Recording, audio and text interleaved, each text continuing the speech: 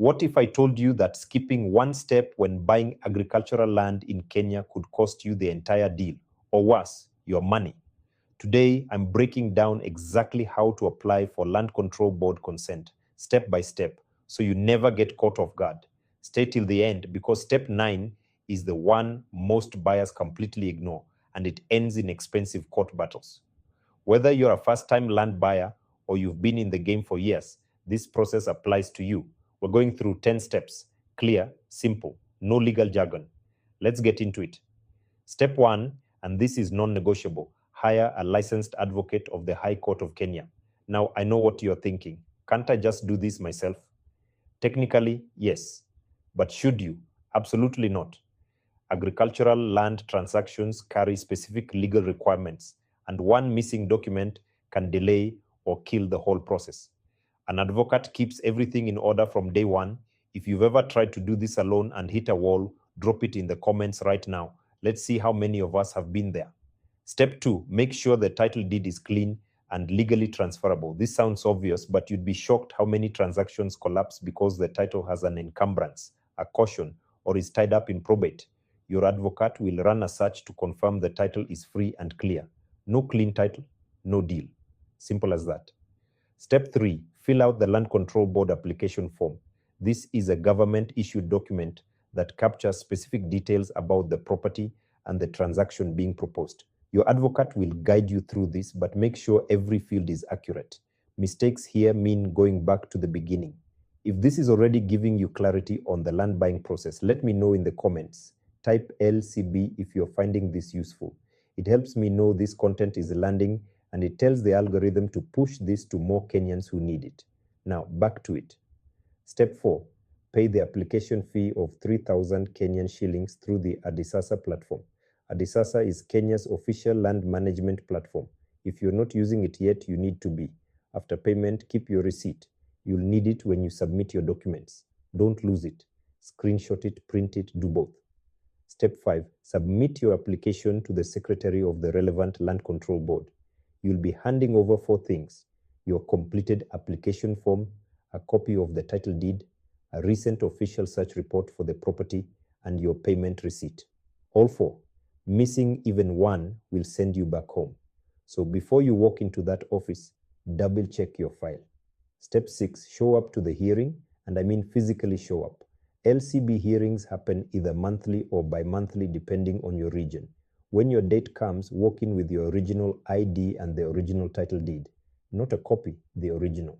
This is where many people get complacent. They think it's just a formality. It's not. The board is verifying the transaction, assessing the parties involved, and making a legal determination. Dress appropriately, be present, be prepared. Step 7, you get the board's decision. 2 outcomes, approval or denial. If you're approved, you receive a consent letter. That letter is your green light to proceed. If you're denied, the board will give you reasons. Don't panic.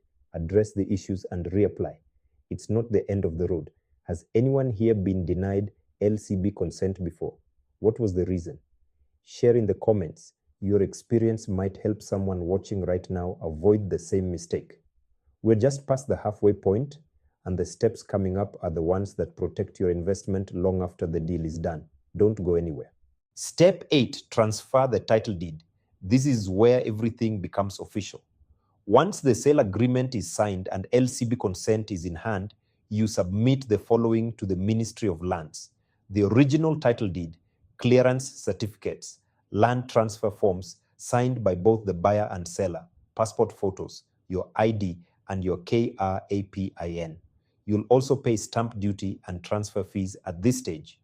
Once the ministry processes everything, and yes, it takes time, so be patient, a new title deed is issued in your name. That new title deed, guard it like your life depends on it, because financially, it kind of does. Step 9, and here's the one I warned you about at the start: place your beacons and confirm boundaries with a licensed surveyor. This step is ignored constantly. People get the title deed, feel good, and skip this. Then, a year later, a neighbor is farming on their land and claiming it's theirs. Boundary disputes in Kenya are expensive, emotional, and time-consuming. Don't let that be your story. Work with a registered surveyor, physically place or verify the beacons, and document their exact locations. Keep that documentation safe. Drop a comment if you think surveying is underrated in the land buying process. I genuinely believe it should be talked about way more. Step 10, protect what you've just bought. 3 things here. First, fence or demarcate the land immediately. Visible boundaries signal ownership and deter encroachment. Second, look into title insurance. It protects you against fraud and future title disputes. It's not widely used in Kenya yet, but it's growing and it's worth exploring. Third, visit your land regularly. Absence creates opportunity for squatters and encroachers. A periodic visit, even if it's once a quarter, keeps your investment visible and protected. That's it. 10 steps to successfully apply for Land Control Board consent and complete a land transaction in Kenya. From hiring your advocate to placing your beacons, every step matters. Here's my question for you. Which step surprised you the most? Or which one have you personally struggled with? Comment below. Your answer might shape the next video I make. If this gave you value today, share it with someone who's planning to buy land. You might just save them from a very expensive mistake. Subscribe, and I'll see you in the next one.